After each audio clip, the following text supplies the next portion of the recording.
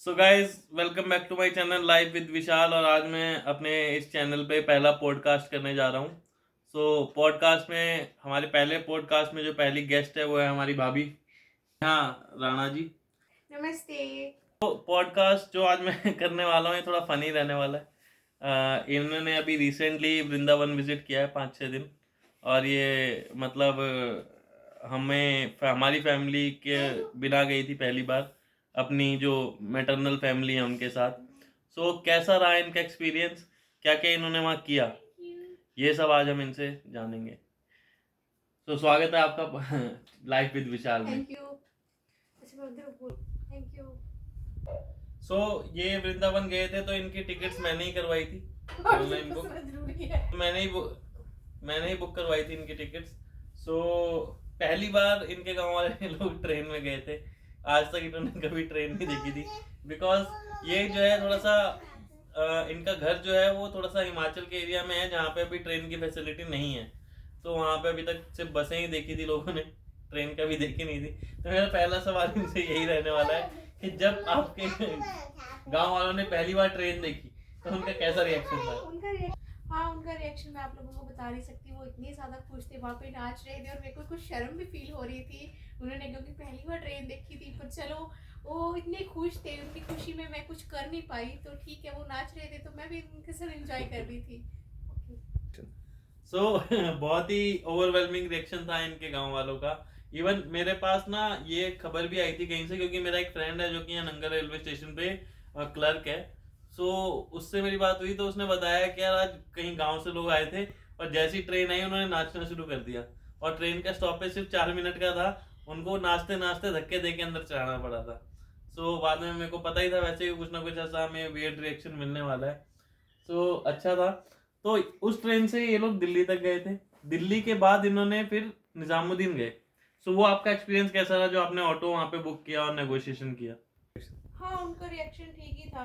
Means मैं को क्या बताऊँ, जितने लोग थे उतने वो चार्जेस मांग रहे थे। कोई 200 मांग रहा था, कोई 300 मांग रहा था। तो मैंने 200 में ही बात खत्म कर दी, जितना मुझे आइडिया था, जितना मुझे मेरे भैया ने बताया था। ओके। तो मैंने इन्हें पहले ही बता दिया था कि दिल्ली जाके कैसे ऑटो वालों से नेगोशिएट करना है। वो चीज़ मैंने इन्हें पहले ही डिस्क्राइब कर दी थी। तो इन्होंने वहाँ पे अच्छे से नेगोशिएट भी किया और 200 रुपये में इन्होंने, आप ये 200 का नोट दिखा सकते हैं यहाँ पे ऑटो की बुकिंग की। ये थोड़ा भारतीय बच्चा बैंक का नोट है, ये इसमें ऑटो वाले नीचे का होता है 200 का नोट। अगर आपने कभी देखा तो ये देख लीजिए, तो आप भी नाच सकते हैं जैसे इनके गाँव वाले नाचे थे ट्रेन देख के, अगर आपने 200 का नोट पहली बार देखा हो। उसके बाद मैंने इनकी टिकट करवाई थी गोवा एक्सप्रेस में। गोवा एक्सप्रेस जो कि LHB कोच और स्लीपर कोच थे। तो इनके लिए वो एक और नया एक्सपीरियंस ऐड ऑन हुआ, क्योंकि इन्होंने अभी तक यहाँ से गए थे जनशताब्दी जो कि चेयर कार थी, और वहां जाके इन्होंने स्लीपर कोच देखा।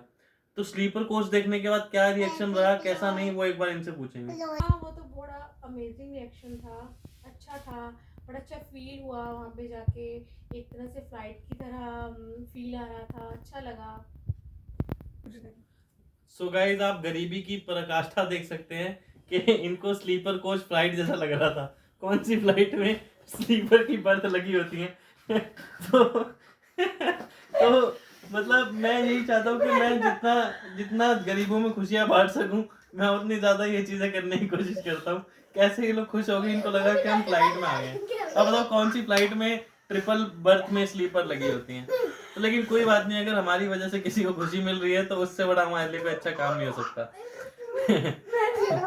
तो अब हम इनसे पूछते हैं। ज्यादा लंबा पॉडकास्ट नहीं करूंगा क्योंकि पहला पॉडकास्ट है मेरा, तो मुझे इतना ज्यादा मेरी प्रिपरेशन भी नहीं थी। साथ में आप देख रहे हो बच्चे भी हमारे बीच में खेल रहे हैं।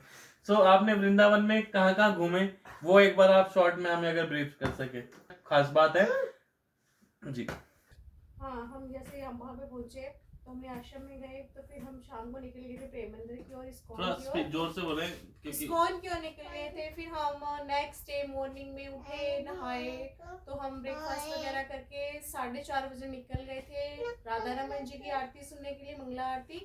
फिर हम उसके बाद गए बांके बिहारी जी के, फिर निधिवन में दर्शन किए। निधिवन में बहुत अच्छा लगा, उन्होंने हमारे सामने पट खोले और उन्हें दातुन करी हुई दिखाई, जो राधा कृष्ण जी और कृष्ण जी वहाँ पे रास करते हैं रात को। उनके द्वारा दातुन चबाई जाती है, पान खाया जाता है और लड्डू खाया जाता है और पानी पिया जाता है।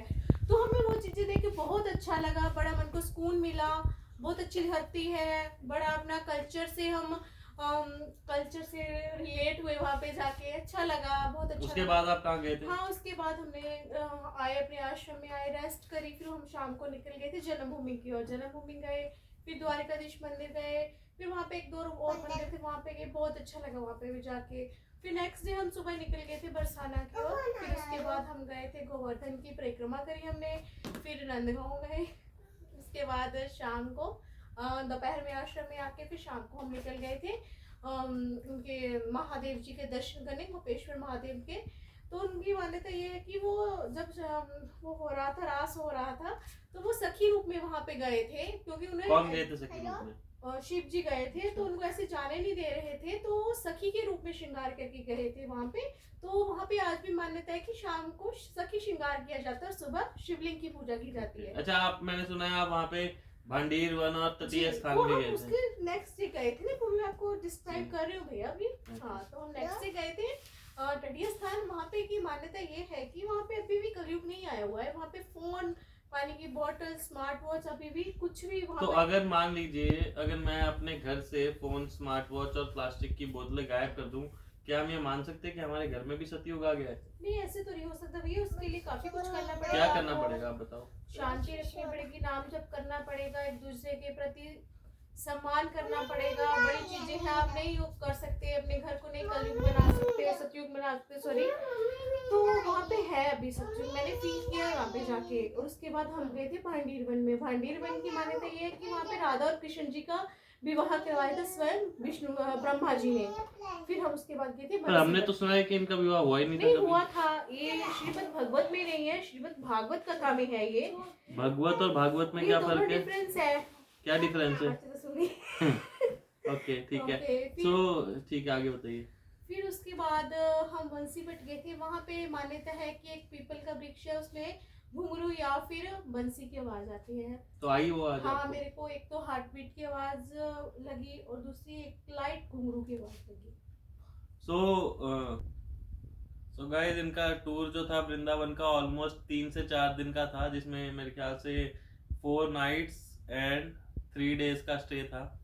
सो इनका टूर जो था वो काफ़ी अच्छा रहा इनके हिसाब से, क्योंकि पहले भी हमारे साथ ये गई हैं, लेकिन हम जाते हैं। दर्शन भी किए थे हमने, प्रेमानंद के भी दर्शन किए इन्होंने, महाराज जी के। और क्या कहते हैं, ये क्या है, ये हमारे साथ जब जाते थे दिल्ली से, तो हम लोग क्या करते थे, हम सुबह जाते थे और शाम को वापस आते थे, लेकिन इनकी दिली तमन्ना थी कि वहाँ 3-4 दिन रहूं। सो उस तरीके से इन्होंने प्लान किया था। सो वृंदावन के बारे में मैं ज़्यादा कमेंट नहीं करूंगा, क्योंकि सबकी आस्था का सवाल है और मैं यहाँ पे थोड़े से लाइटर नोट में कम बात करना चाहता हूँ। सो उसके बाद मैंने इनकी फिर से ट्रेन करवाई थी, जो इनको एरोप्लेन जैसी लगी थी, वैसे ही ट्रेन में ये लोग वापस होशियारपुर तक आए थे।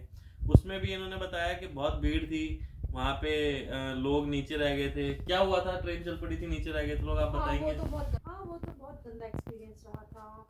ट्रेन चल पड़ी, स्टॉप में सिर्फ 2 मिनट ही रुक रही थी, तो इतने लोग थे, मेरे को तो ये डर था कि मैं नीचे रह जाऊंगी और नीचे पटरी के नीचे ही आ जाऊंगी। वहाँ पे इतनी सिचुएशन खराब हो चुकी थी।